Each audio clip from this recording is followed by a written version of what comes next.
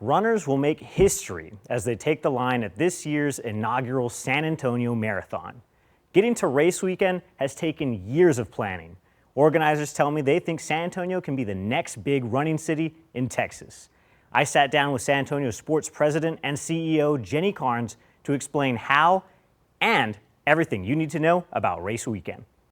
You've been telling me you've been tracking like the weather forecast. Is this the most time in your life that you've spent tracking the rain? Or I guess your whole job is really like My whole job is worrying about the weather, which is really ironic because I come from a farming family in Uvalde. So I've grown up worrying about the weather and tracking the weather, but events are no different, especially when you're doing something massive outside and not just tracking the weather, but tracking traffic patterns and downtown construction and construction along the course, and of course everyday registration. So a lots to think about, lots to track along the way as we prepare.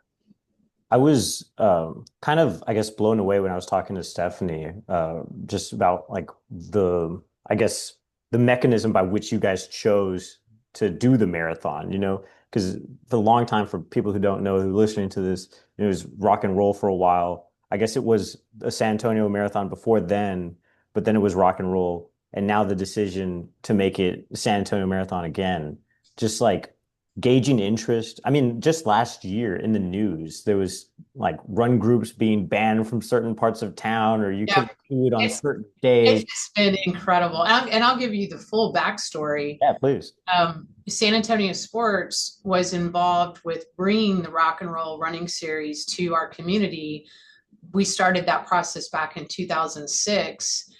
The first year to host Rock and Roll was 2008. And Cheryl Scully, former city manager, she was pretty new to San Antonio, and she came in and recognized what was the old San Antonio Marathon wasn't fit for a city of our size, for the seventh largest city in the nation. And she came to us and said, we've got to do better. And that really was kind of at the peak of rock and roll's popularity. And so it was kind of a no-brainer for us to go that direction. And after 16 years of a strong partnership with them, we just found that it was the right time and opportunity for San Antonio Sports to start something new. We were coming to the end of that contract last year, and seeing an opportunity that we had been dreaming about for a decade as part of the mission for San Antonio Sports to transform our community through the power of sport. And the timing could not have been better. Running trends were on the rise after COVID, more people, younger people getting out and taking up the sport as a way to meet people and network.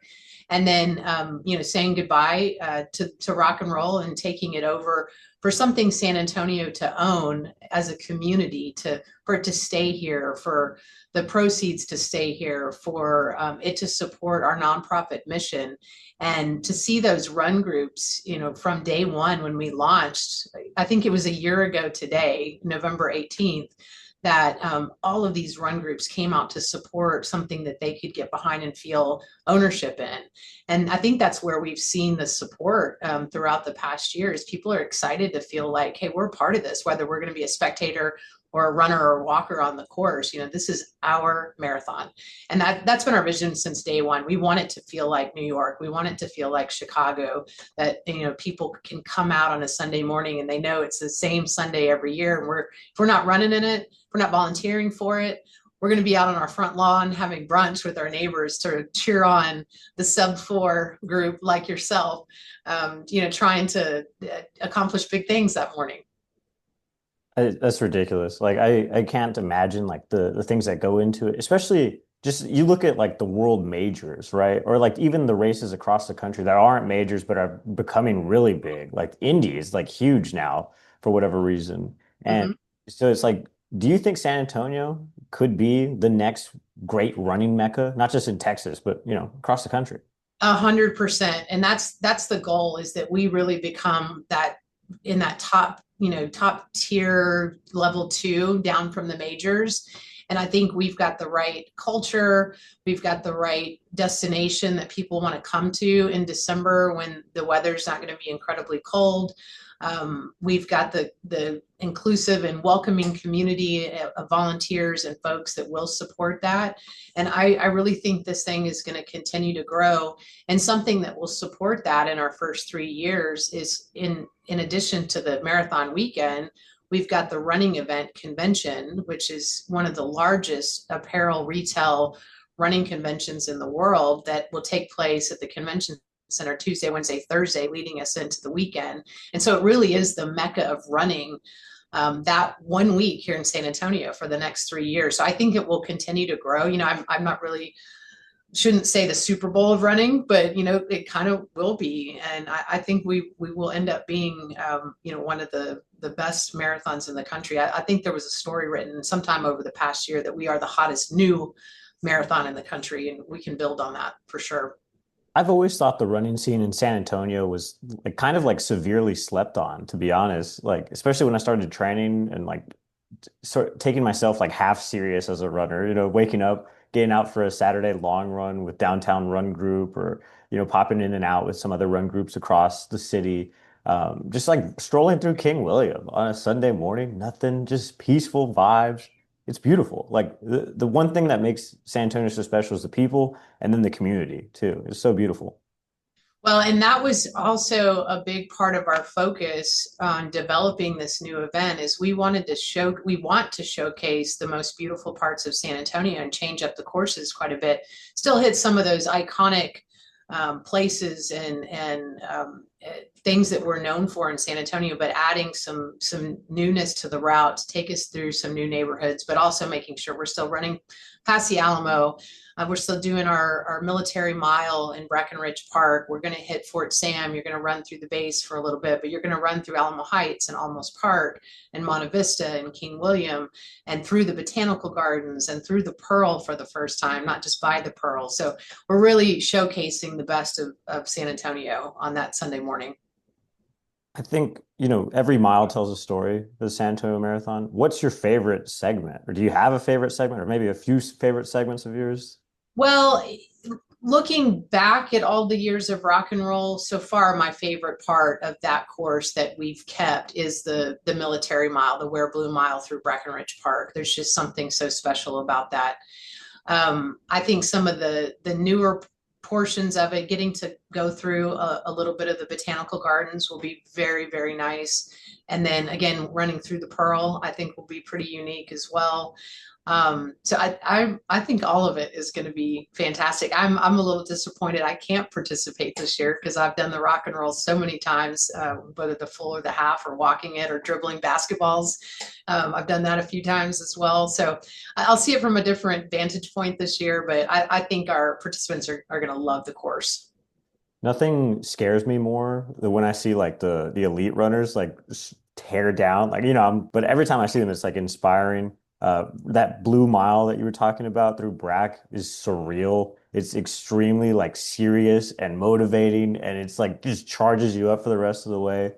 But then you also see like interesting characters along the way. Like I saw Barefoot Elvis, saw a Mm-hmm. bunch of just random wackadoos out there on the course last year. And it's just like there's nothing like running a marathon. So I talked to you kind of like how like the mechanism by which people are now running this, through you guys. But like why, like runners are super interesting people. Just like why do we do this for? Why am I choosing to wake up early and run 9 miles all the time? That's a great question. It's a cult of its own, and I'm being a former runner. It is a little bit crazy, but there's also something special in that. It's a fraternity, it's a sorority, it's like going into battle with people that have run a full marathon before, and it's kind of a unique thing to be able to say I've run 26 0.2 miles before. Not a lot of people can say that, or 13.1 or a 5K. It's your own journey. You talk about every step tells a story. It's your own story. And yeah, runners are a little bit different. Runners are super different. I remember when I crossed the finish line at San Antonio and then also at Austin, the first person I hugged was the pacer. It's like, thank you so much for not giving up on me. Oh my goodness. Well, you're better than me because I don't think I've ever stayed with a pacer. Yeah. Well, I tried to get in front of the group I want to stay with, and then once I pass, then I know like I can kind of time it in my head. Like, okay, that's what they look like. What am I looking like? I usually hug the first person that hands me a water or a Gatorade. As soon as I stop moving, I feel like I just get cramps. I need Chex Mix or something or You got to keep moving when a you hit lot the of finish salt. line. Yeah. Can't lay down. Yeah. Or I really wish I could enjoy like the first beer. That's what everybody says is like the first beer after a marathon is the best. My tummy's all over the place. I've had gels and bananas and been up Yeah. 6 in the morning. Like it's not ideal. But I think what will be ideal is when everybody takes the line, December 7th. Like I'm really excited. What should people know before that very first moment, you know?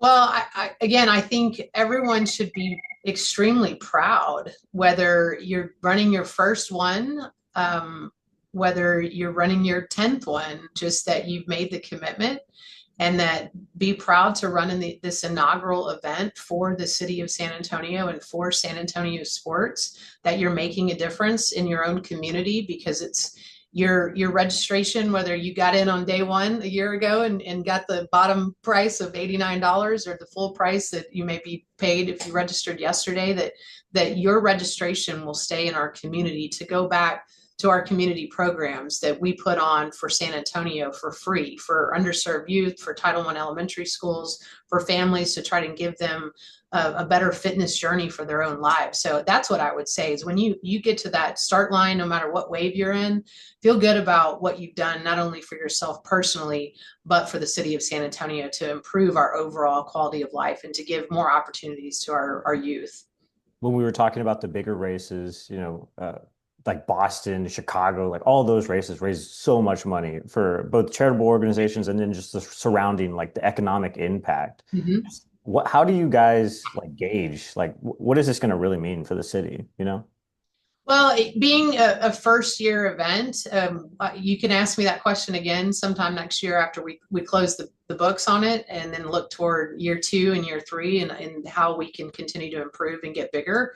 But, for a first year run, we're really proud to hopefully hit about the 18,000 participant mark, which was a big, big goal when we started a year ago for a first year event starting from scratch with zero database. It's not like rock and roll left town and left their database with us. So, I think that this will eventually be a big financial win for San Antonio, again, to keep those dollars here for our community. But in year one, we're just hoping that everyone has a great time, that there are no issues, the weather's perfect that day, and everyone comes back again for year two. Throughout the course of this marathon training block, of course, I've run into some ambassadors. Of course, I run with downtown run groups. I've seen people at the signups and things. When you meet somebody out, just at a trail, at an event, what's your pitch to them to run San Antonio? I think it's everything I've just said. One, we've got a brand new course that is so different and it's just beautiful. Might throw in a few hills there, to make it a little bit challenging. But I think all of our run groups and everybody that got on board early, they know it's coming and they've been completely supportive of that and they've trained for that. But again, that it's something that we own here in San Antonio and not a part of a larger thing that has events all over the country, that this is our event. And so that's always my pitch is, be a part of something really special for your own community. And if it's somebody from out of town, if we're out at another event outside of San Antonio, it's, hey, come to a beautiful destination city when the holiday lights are on downtown on the Riverwalk and, downtown streets. The weather's typically mild and you're in a beautiful city right before the holidays, so come enjoy what San Antonio has to offer around your race morning. Hopefully stay a few extra days, enjoy that well earned, well deserved Mexican food meal or a hamburger or whatever it is after the race, but enjoy the city. Those are my two main pitches. There's a bunch of basketball stuff right behind you. There's March Madness seats and things like that. What has the community response been, coming from like knowing you guys' organization, like for the March Madness stuff, and now full tilt into marathoning? What's that been like?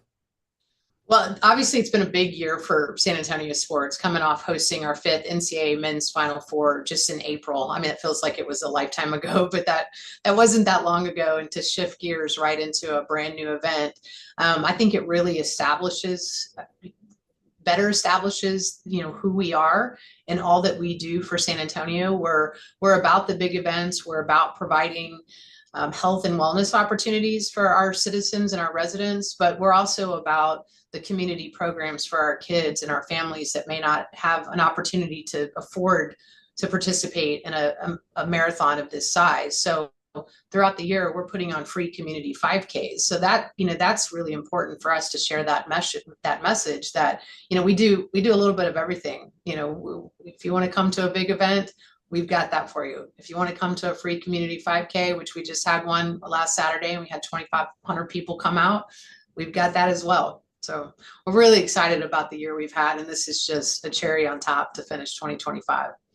I think, and this is just me speaking, right? But like, if you're like a runner or a running coach and you see San Antonio pop up on the map and you start seeing the pictures and the videos from race day this year, I think a lot of people are going to start circling this one just because of the infrastructure involved. You just talked about the free 5Ks. I've seen some of the photos and videos from those. They get packed. There's so many people there.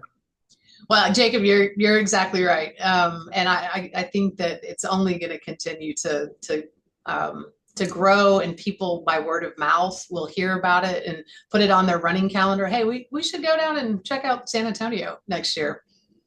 Yeah, there's a lot of things to do, and the city's ridiculous big. Like, I feel like Yeah, there's things. The course covers a lot of things, but there's so many. Like, I think like rock and roll like went into the east side, like Salado Creek and all that stuff.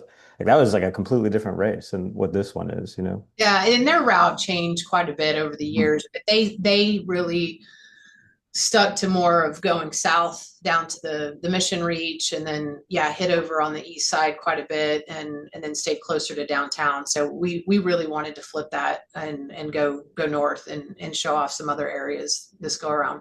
Do you think this route like will change drastically in the years to follow, or? No, the goal is to make this pretty much permanent. Obviously, it'll be tweaked year after year based on new development projects and construction and things like that. But we won't see a lot of changes going into next year outside of just a few things around the start line downtown after South Alamo Street is completed. But for the most part, we feel like we have designed the very best course in our first year, and we very again back to like a Chicago, New York, and I'm sure they make a few tweaks from year to year too. But you know what you're training for every year. You, as a spectator, the best places to go watch and how to get there and where to park. Or hey, it's coming by my neighborhood, my house, so let's plan that brunch with the neighbors. So we want to keep it as consistent as possible. That's really why I kind of started running. The Austin Marathon, my friends always would do like they live right on part of this segment. So they would do like a house party, basically. You have to get there like 4 in the morning to Yeah, make it yeah, happen because of the street closures. But so many people, I think, this really could be like the second biggest party in San Antonio. Fiesta being the biggest, of course. But who doesn't want an excuse to party the first weekend in December in San Antonio? absolutely. It's a good warm up to the holidays, right? Exactly. Yeah. Emphasis on warming up. But I, Yeah. I don't know. Some of those guys on TikTok and stuff that'll do like shots along the way. That's definitely not me. My tummy's not strong enough for that. I'm lucky to get all my gels in one Yeah, piece. stick to the electrolytes. Yeah. Definitely. Yeah. Though there was, I guess, like a New York marathoner that did like I drank everything that was handed to me, and this is what happened. I don't know. Maybe I wouldn't do that if I had a New York bib, but Well, get your sub 4 time this year, and then maybe you can do it in a different way come next year. back. Exactly. I Come back started strong. walking. I no longer run because of my old body after playing 2 sports in college. So I walk with the group that walk the half every year, and that is a very different experience because you really can take it all in and take in the spectators and the signs and the posters and stop at every water station and thank the volunteers and um, patron maybe a bar along the way and have a beer, and that's become a different way to do it for me. That's fun. Yeah, I wish I was doing that. But honestly, Next year. sometimes I've only done fulls actually. I've never done a half. But if I've just trained for a full, then run the half, Yeah, then you be a wouldn't lot have more enjoyable. yeah. I do want to kind of switch gears here and talk about y'all's charitable sponsor, just because I think it's extremely important. This being Military City, just like what's been the relationship? What was that like setting that up, and y'all's belief in that? Well, obviously, Military City USA, with any marathon, there's always a charitable component. First and foremost, San Antonio Sports owning and operating this event. We are the charity of the event. Like I've said previously, the revenues from the race will stay within our organization to then be distributed to our community programs that are free to San Antonio. But then we wanted a high level national type charity that reflects our community, and going the military direction was a no-brainer for us. And it just so happened that the timing was really good to partner with Face the Fight through our relationship with USAA as one of their founding members and strongest supporters, that we can give back through our participants a way to shine a light on military suicide and prevention of it, which we know is an issue. So this was a great opportunity for us to bring on a partner like Face the Fight and keep Wear Blue. We wanted to keep that military mile, and those two groups working together to, again, bring more exposure to our military community is a win-win for us. And we know that partnership will continue to grow.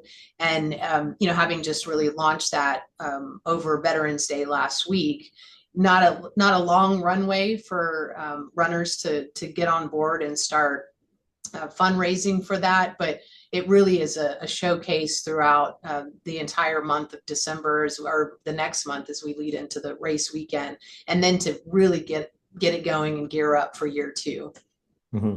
And you guys, like just 2 weeks ago, had launched y'all's app, right? The marathon app. Yeah, the app is out and very friendly, and hopefully will be a great resource for, again, not only the participants, but the spectators and those who are following a participant. So I encourage everybody to find the app on your cell phone, San Antonio Marathon, and put it on your phone and leave it on your phone for year 2 and 3 and beyond. Do you have any advice for people who are trying to track their friends down, like throughout the course? Yeah, so I would say give yourself some wiggle room. Maybe don't try to, find your runner too close to the start, because what you don't want to do is miss them at mile 2 or 3, and then you can't catch up. So I would say get a little further down the route, down the course, find a good spot, whether it's one of those iconic places I've talked about where you've got some room to spread out and enjoy the runners going by, and enjoy the environment and the atmosphere for a while, and then catch your runner and then get down to the finish line so you can give them a hug at the end. Yeah, I feel like the finish line is the easiest part. That's what I would do. I would just park right there, Yeah, just go to the hang finish out, line. hang I out. think it depends on the level of commitment from Sure. that support person. Yeah. I guess if you really wanted to be extra, you could just like go like in 10K segments, like 6, 12. Yeah, yeah, that's probably good That's a lot. for the full. A half, I would say, catch a runner at one point and then head to the finish line. Mm-hmm. We the group I walk or run with, we always have a great support person who meets us at Brackenridge Park for refueling, clean socks, oranges, whatever, and then he makes his way down to the finish line. So that's the best way to do it, I think. Honestly, truthfully, like everybody who is just there on marathon, I'm just so happy to see like people handing out gushers and candy and little kids with the Mario mushroom signs. Like it's really nice. I need everybody at the almost park section when I'm climbing hills and going down that contour drive. And yeah, that'll be when I'm fighting some demons, I think. That's one of the things I love about all running events is those rogue, I call them rogue stations, where in between our water stations and our aid stations and the goose stations, there's always somebody out there that's handing out the orange slices or whatever extra drink that you might need. I love that about the running community and those who support it. What's been your favorite like sign or thing that you've seen, just in all your time really like organizing these events and then participating Gosh, as there's well? so many. You're putting me on the spot. What's just your favorites? I can't even think of one right now. But I like the ones that are really unique to the runner that they're there to support. They're calling them out by name or something that's unique to that runner, and you don't even know the backstory behind it. So yeah, there's just so many of them, and they're so clever, right? They're always really, really creative. So Mhm. the more signs, the better, San Antonio. Y'all come out and cheer everybody on. My favorite sign that I saw last year was it said "Smile if you're not wearing any underwear." You know, a lot of people wearing spandex and Yeah. compression shorts. I thought it was really funny. Made me Are the good. ones that say, right after you cross the start line, keep going. There's only 26 more miles.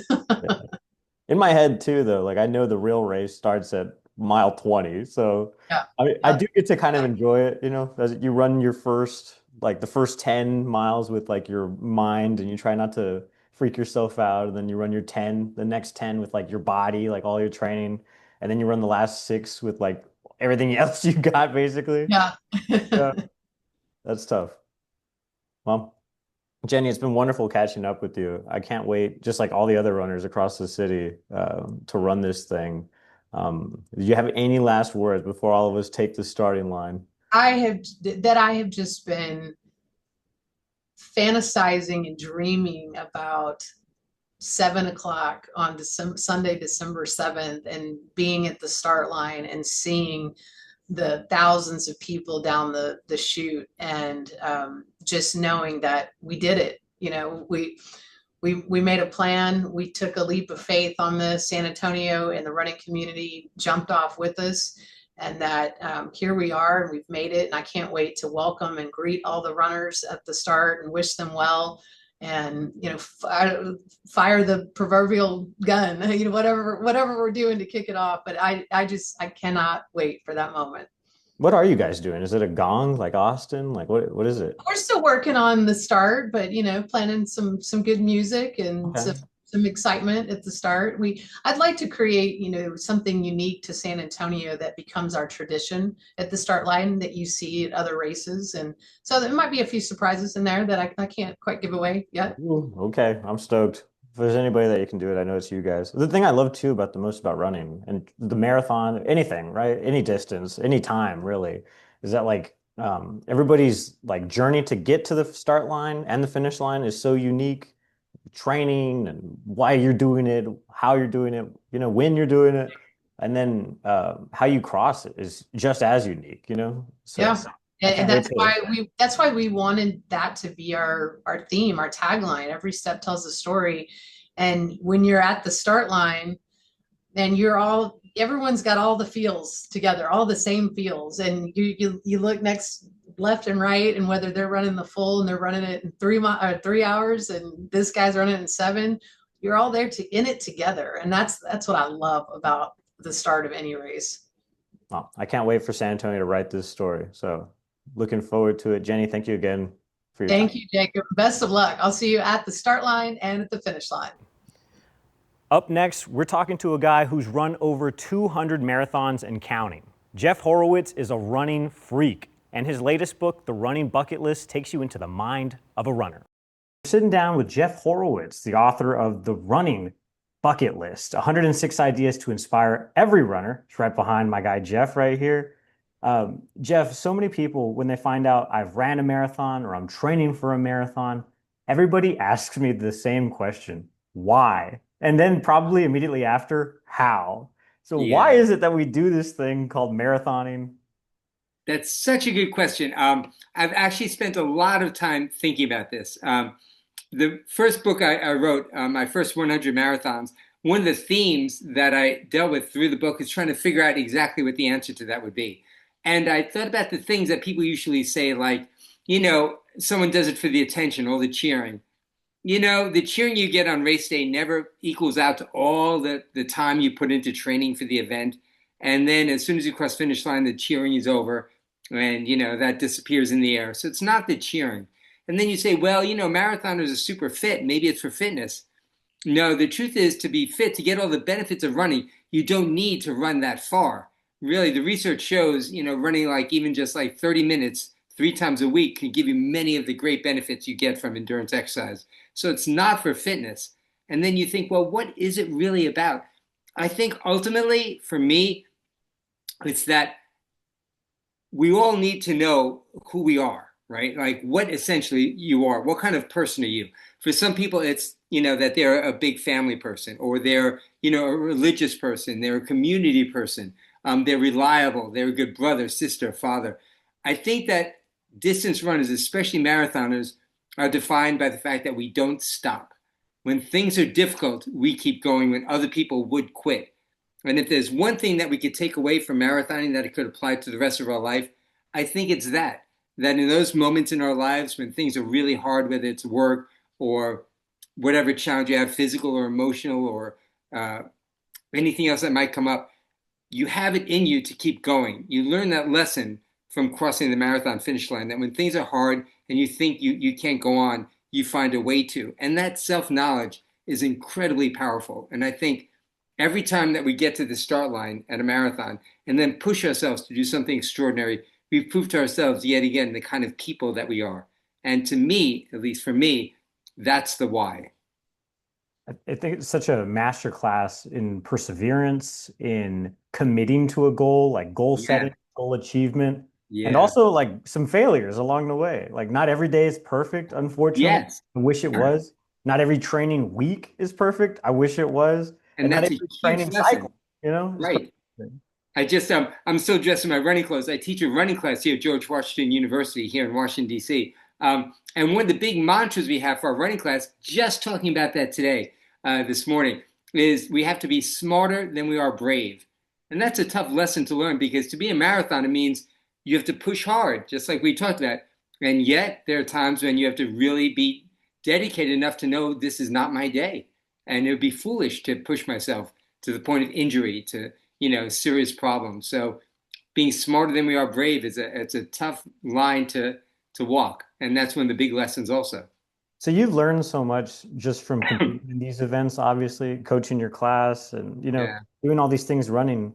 What have you learned about writing, like about running? You know what I'm saying? Like, Yes, yes. That's interesting. Well, one of the things that I try and do is not to just make it about me, right?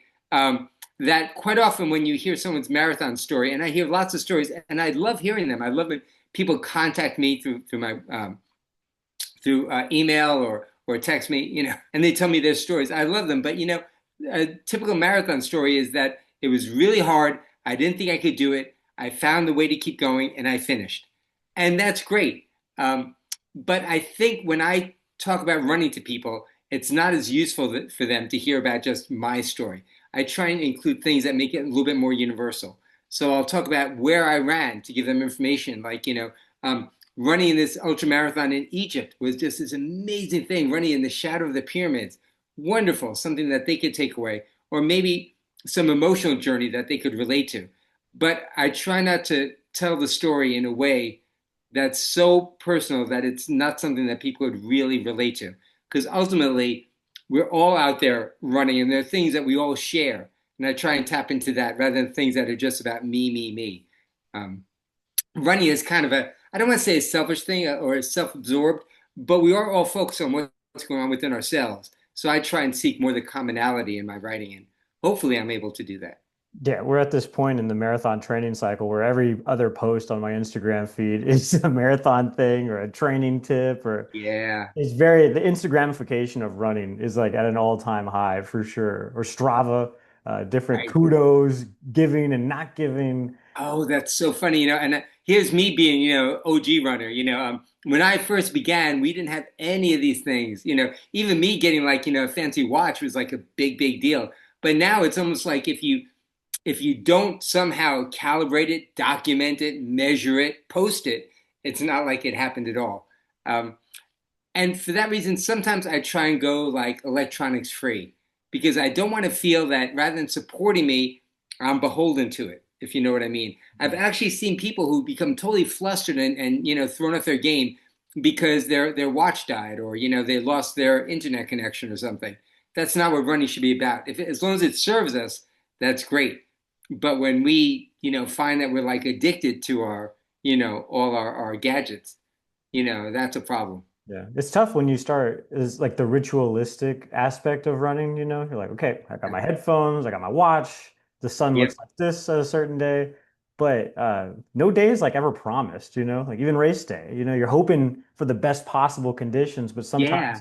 just like in Berlin this year, it's super hot out there. A lot of people hoping Never for know. lifetime PRs, and you just never know exactly. And well, that's kind of the beauty of racing because you try and put all the things within your control in the plus category, and Mhm. then the other things that are outside of your control. and you just keep your fingers crossed and you show up on race day. And every now and then, every rare moment, you know, your training cycle will have gone perfectly and your eating was perfect and you feel totally fueled and rested and ready. And it's a great course and it turns out to be a beautiful day.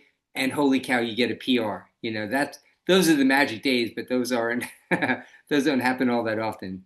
I feel like you and me could go back and forth just talking about running like ad nauseum like that, just vibes. I love it so much, and you love it so much. You can feel the passion through the screen. It's a very simple sport. There's no sport that's simpler, right? Go Yeah. from here to there, quick as you can.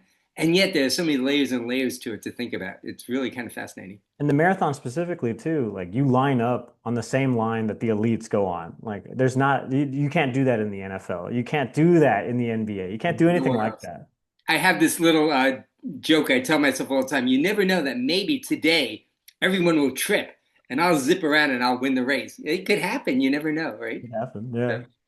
There's a lot of fun stuff. But I want to just give everybody a glimpse into who you are. What was your first kind of introduction to either running or running the marathon, maybe would be a better question, I guess.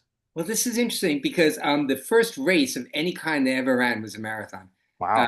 And that's a strange journey because most people they build up to it, right? A 5K, a 10K, and little by little they get into it. I began running when I came down to DC for law school. Born and raised in New York, came to DC, poor as a church mouse, didn't have anything, right? Couldn't afford, excuse me, a gym membership.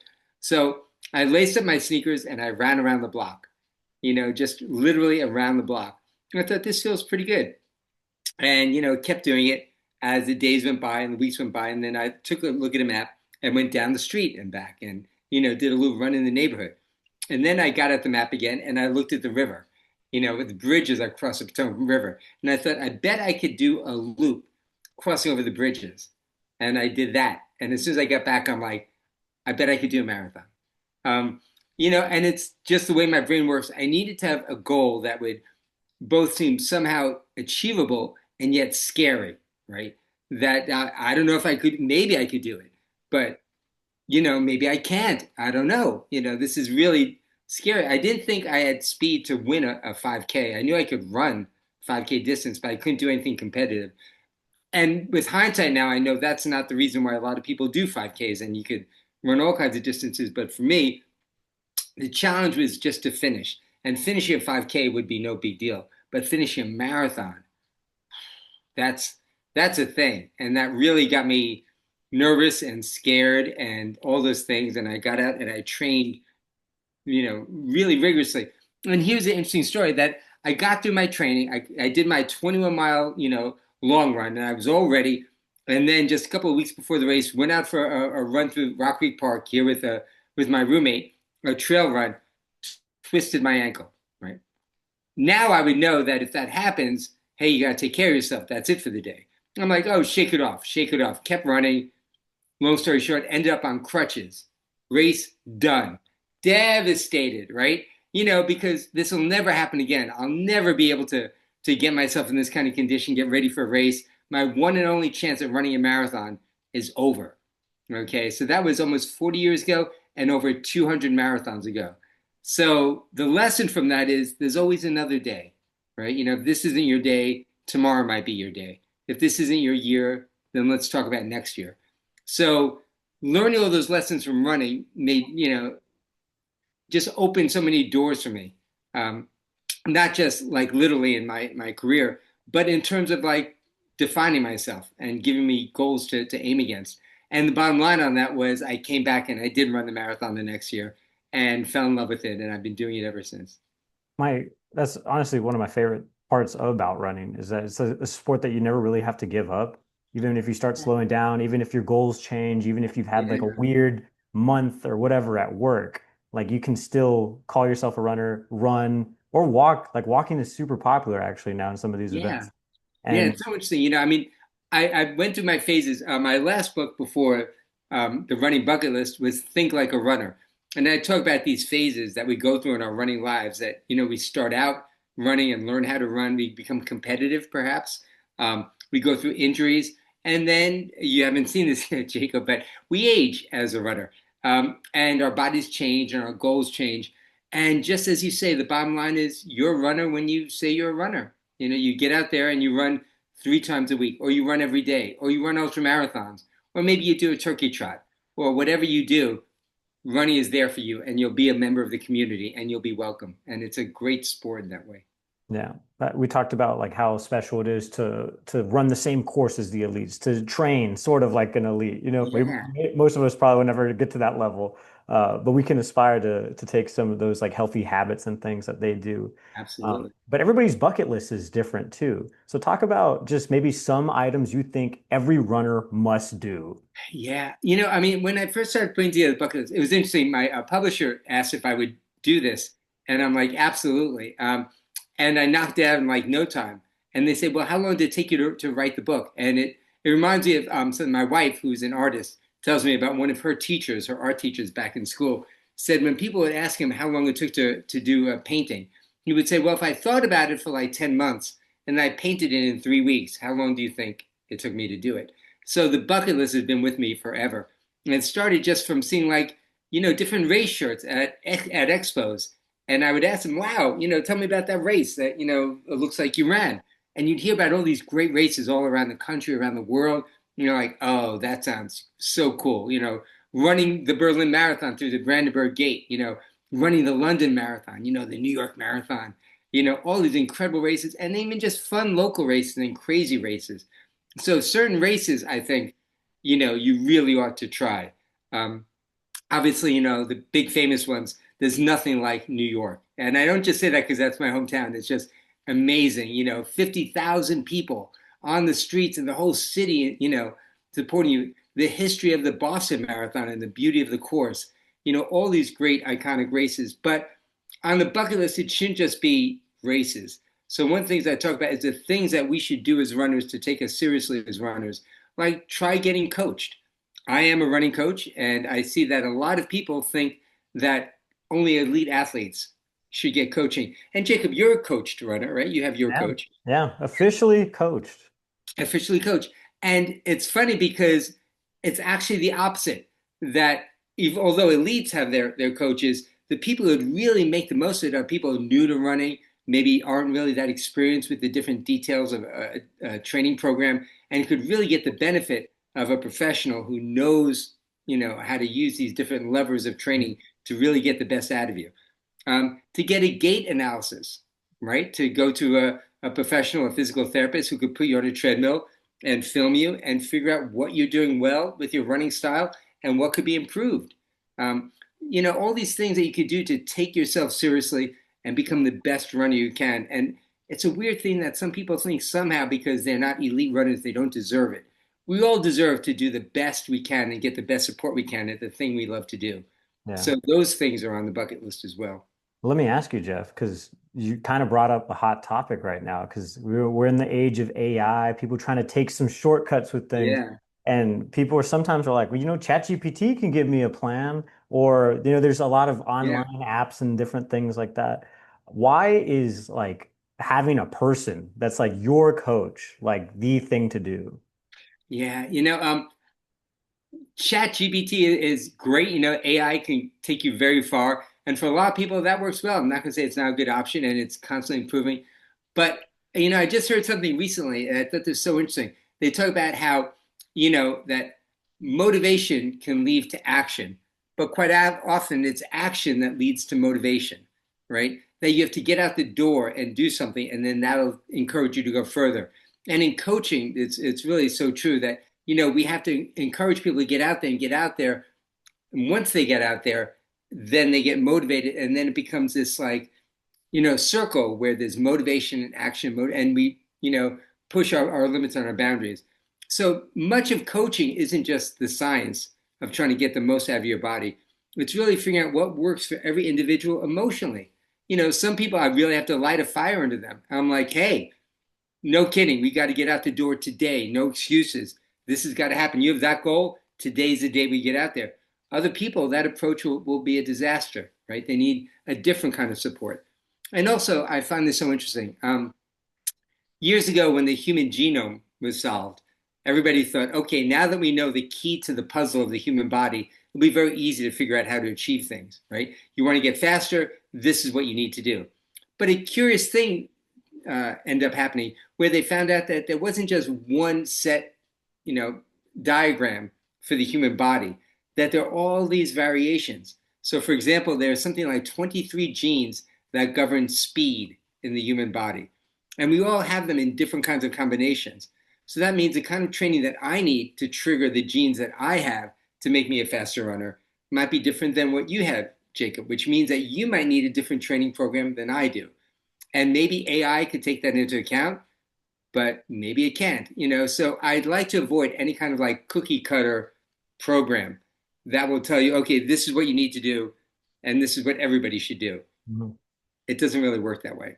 A Yeah. great part about training, about monitoring what you're doing yourself, is figure out what works for you and what doesn't, and it's a constant process. And then, what's interesting is when we get older, the puzzle changes all over again, and you have to figure out what is it that could help me become the best athlete I can at this point. At this Yeah. point, I don't think AI can personalize it that way. The emotional, the physical, the different kinds of motivational challenges that we all face. Maybe someday it will, but I still go for the personal touch myself.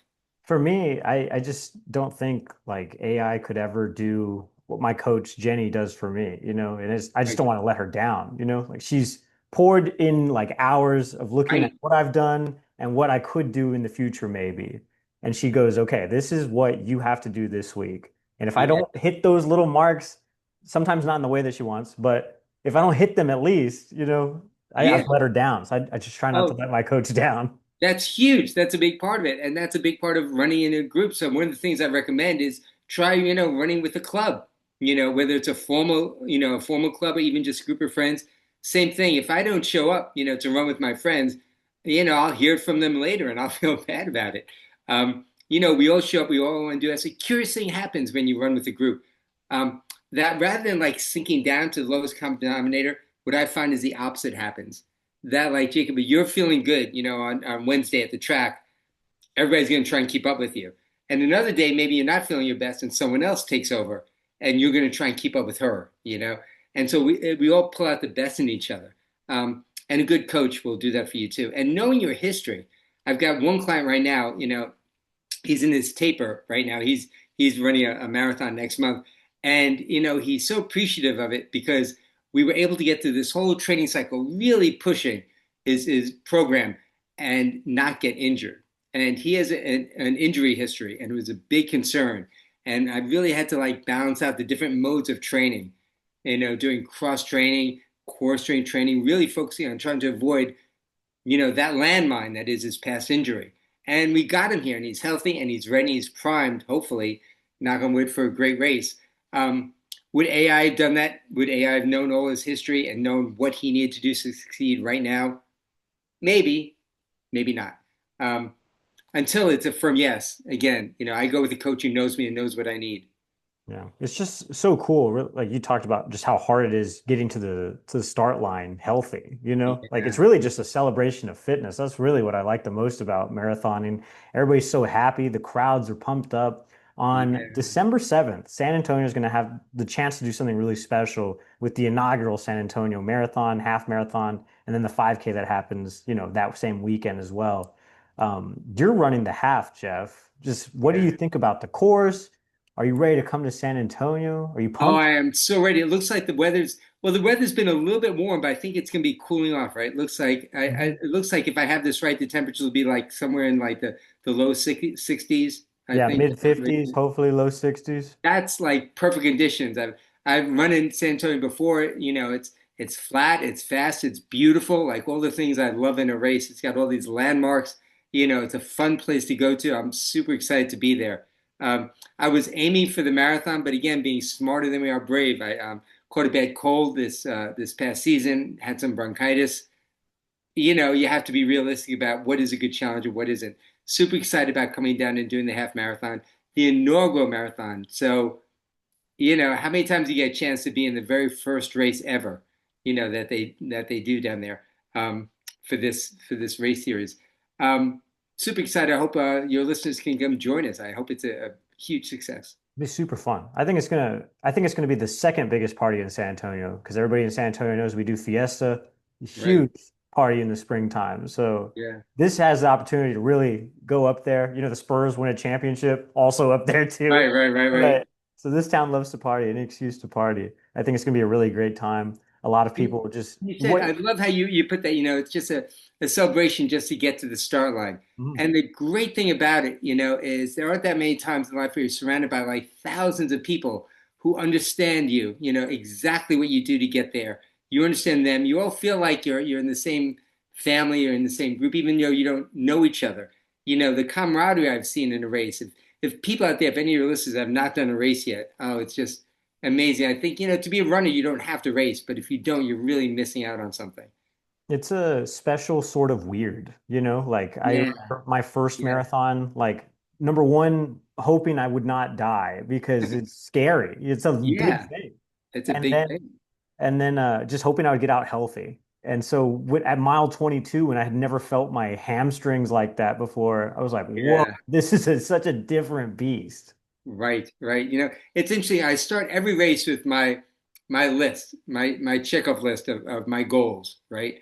And my first goal is, yeah, let's not die today, right? To be smart, to not get injured, that's what I hope for. And then I hope to finish the race. That's never guaranteed, especially in the marathon.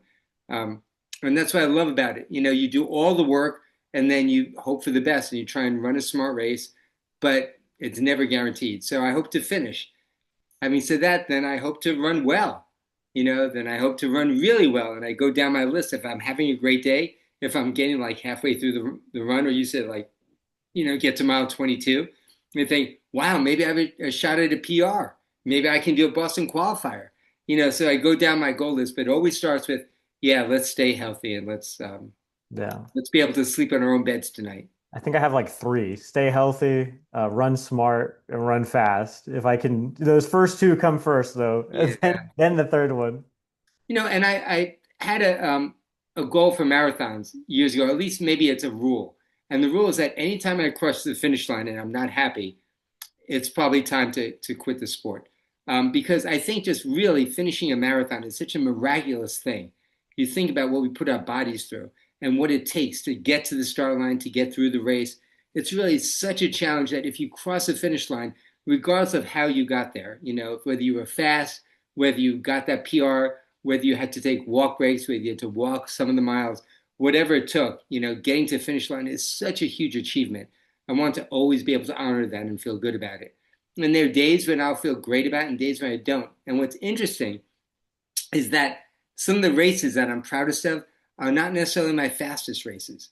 So, like the day when I ran my own personal PR, it felt kind of easy. That's weird to say, but everything was working great. I felt really good. I had to push hard, but it was just clicking. And I end up with a really good time. But the races I really think about when I think about the ones that are most meaningful to me are the ones that are really hard, where things did not go so well, where maybe it was really hot out, I was starting to get dehydrated, or I was cramping, or an injury was flaring up, or just stomach issues, or whatever came up where it would have been easy just to quit. And circling back around to that theme, and I decided not to quit. And for me, making it to the finish line in those days was more about character, and that actually matters more to me than running fast and getting that PR. So if somebody is walking through the bookstore, scrolling on their phone, they see your book, it's for sale, the running bucket list. Oh my God, I'm not a runner. What am I going to do with that? Why Yeah. should they read your book? Why should they maybe try to take that first step into being a runner? Yeah. Well, if you're kind of curious about what running's like and why do so many people love this, right? You and I are talking about it. Clearly, Jake, you've got a love for this, that it's very meaningful to you. And if you're curious, why is it that people love doing this and what is it about running, that draws so many people? Then you want to think about who you would ask to do that. So, like I say in the book, imagine me as like one of your best friends who does a lot of running. And so you want to talk to me about some ideas like, I'm starting to like the running thing, or I want to become more of a runner. What is it that I should do? What do you think would be fun? What do you think would be smart? What do you think would be useful for me to do to become a better runner, to enjoy running? And if I was sitting down with you, having a coffee and just shooting the breeze as, one of your best friends and someone who actually knows a lot about running, these are the things I would tell you. So if you have someone in your life like that, that's great, and you should ask them. You go online and find a lot of things, or you could ask me. Um, but you think about all the people who get so much out of it. I think everybody should try it. Now, everybody should have something in their lives, I think, that they love, where they lose track of time and they're just out there enjoying themselves. And for us, it's running. And what I found is that many people actually take running, which should be a very pleasurable, fun thing, and make it not fun, right? And usually that happens when people run too far, too fast, too soon in their training, and they make it kind of miserable. It shouldn't be that way. It should be something that is enjoyable. This is how we've evolved. We evolved as runners. I love evolutionary biology when they explain how we've developed to be the way we are. And being a runner was a big part of how our species evolved. It should be fun. If you're not enjoying it, it might be that you're doing something to make it not enjoyable. So let's find ways to make it fun. I think a lot of the things on this list will make it fun. You're such a unicorn, Jeff. I feel like after you run over 200 marathons, like you've done Yeah. some ridiculous things. Like what when your publisher asked you to write this book, what were some things that you were like, okay, that's got to go in there for sure. Like I've Okay, done. yeah, like twice I've gone back to do this now. Run a 100-mile stage race in the Himalayas. That's a bucket list thing. I talk about things on the bucket list that we could do pretty much immediately, that maybe you're doing already or you can knock out pretty quickly tomorrow. And then things are like the 500-pound gorilla in the living room that, okay, this is going to take a couple of years to plan for. I ran a marathon in Antarctica. I talk about the list like I want to run a marathon in every state. That took years to do. And, I got that done. And, there are other kind of things. One of the big things on my list that I got to do last year was run a race with my son, my teenage son. So we did the Cherry Blossom 10 miler here in DC. I didn't know if he would want to ever, but I was hoping he might, and he decided to. So, maybe running a race with a relative or a very close friend, or in honor of a relative or a very close friend to make, make it meaningful. I talk about doing fundraising or running, certain charity races that really support causes you care about, to make it not just fun or exotic, but meaningful. And that's kind of important too. As an OG runner, with all due respect, as you start seeing like, running TikTok blow up and run groups like Yeah. take over the country, like Yeah. just what do you think? What do you wish that these younger runners would know? I love it. Anything that gets you out the door, let's do it. I'm all for it. I do hope that people will take away a joy of the actual running and not get too distracted by a lot of the gimmicks. So there were a lot of gimmick races, like the color runs. If you saw like 5Ks where they throw like colored powder on you, different kind of party races. They have and I like a lot of them. And some are in the book, like the zombie run, where you could be a zombie or run from zombies. These are all really fun, and I want people to have fun with this. But to find a way to make running just regular everyday running part of your regular routine. For me, it's been a refuge when I felt stressed, when I've been upset about things, go out for a run to clear my mind. It's been a way to connect with other people. It's been a way to celebrate. And I hope that everybody doing all these things, get involved in clubs and with media and all the electronic sport and all the different kind of racing and running, that still at the heart of it, they find a way to just enjoy the movement. The way our body's supposed to move, the way that it makes us feel, physically and emotionally, the way we could enjoy the world around us. I talk in the book about every runner should get out and run at sunrise or sunset or find somewhere beautiful to run, not even to race, but somewhere beautiful in a park. Today, just running on Roosevelt Island here in the middle of the Potomac River with my class, I felt so lucky to be out there. And this is a takeaway I hope every runner gets it, however they come to the sport, that they find a way to make it meaningful for themselves. For me, it's always just left, right, left, right. Like that feeling of feet on pavement, that'll never Yeah. get old to me. Sometimes you fast, sometimes you're slow, but just being Yeah. outside, being around good people, good energy, that's Yeah. really hard to beat. Today in the run, and I want you to pay attention to this on in the race. Just spend a moment at least and think about it. You can check back in with me. I want you to listen to the sound of running. It's so interesting. So all my runners today were out there, and at one point we were all into a run, and we had quieted down, and just hearing the footsteps. It felt like we were like a herd. It was just I don't know. It's just a wonderful sound. If you're out there in a race, like we'll be in San Antonio, just listen to the sound of a race. It's an amazing thing. I never take any of that for granted, and I love everything about that. I love talking about like crowd stuff. Like what's your favorite sign? What's your favorite race like moment that you've seen, or maybe the weirdest thing that you've seen on the Oh, sideline? I'll tell you both. So the weirdest thing I think I've seen is in the Baltimore Marathon, you run through the zoo and there's a sign as you're coming up, penguin up ahead.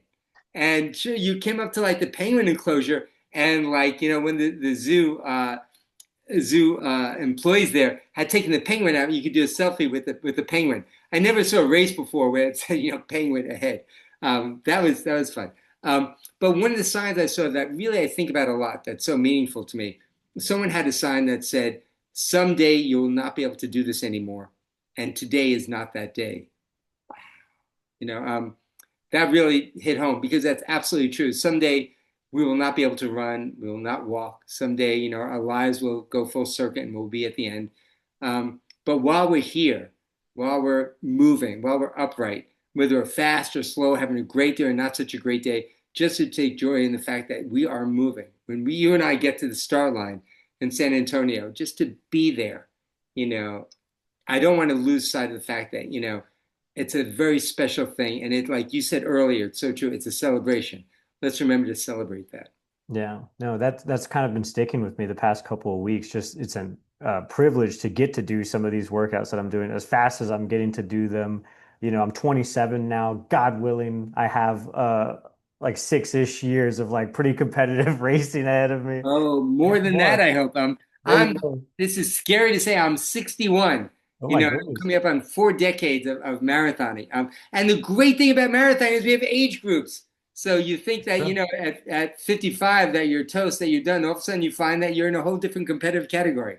So Wow. you will be competitive as long as you want to be competitive. I Right? think I'm just in the scary one now. It's like 27. It's like, God, Yeah. with all the fast kids now, I know. all the According to fast kids. science, this is where your potential peaks, like right now. But think about it. So you are exactly where you're supposed to be. You're coached, you're training hard, you're working hard to reaching your potential. You're right where you should be. It should be very exciting and a little scary. Yeah, it is a little scary, honestly. You see some videos on TikTok and you're like, ooh, am Yeah. I ready for that? Boy, it makes you appreciate the elites. You go to the races that, like the Cherry Blossom 10 miler here in town, they draw, some of the world's fastest runners from all over the country. And the course loops back on itself. And you'll see the lead pack, coming through. It's almost like a different species. I don't know how we're in the same, gene pool somehow. They just look so amazing. But there's always like somebody behind you. So, as much as we get wrapped up in wishing that we were faster, there's someone else who's wishing they were as fast as you. Or even if someone, didn't make it to the start line, they wish they could run the way you do and get to the race. So, I told my son once, I was giving him some life advice. I said, for whatever it's worth, to me, happiness is finding a balance between enjoying your achievements and being greedy for more, right? And if you only have one and not the other, things are incomplete. If you're only greedy for more, then you're never going to be happy, right? If you're only satisfied with your accomplishments, then you're going to be complacent. So appreciate what you've done and see if maybe you can get more out of it also. Yeah, we're racing and chasing active gratitude. I think that's a big bucket list item. I like that. Racing and chasing. Absolutely. That's right. That's right. Jeff Horowitz, always great to catch up with you. Can't wait to see you here the first weekend of December in San Antonio. It'll be a fun one. All the people out there, come and join Jacob and I out there racing. I hope to see you there. And if you're not out there racing, get a sign. Get crazy with it. Yes, please. That's right. That's right. Great talking with you. Thanks for having me here, Jacob. I appreciate it. Whether you're lacing up for fitness, fun, or a new personal record, you're already a runner. Everyone crossing the finish line has their own story and their own reason why. I'm Jakob Rodriguez. Thanks for watching here on Ken's 5 Plus, and happy running.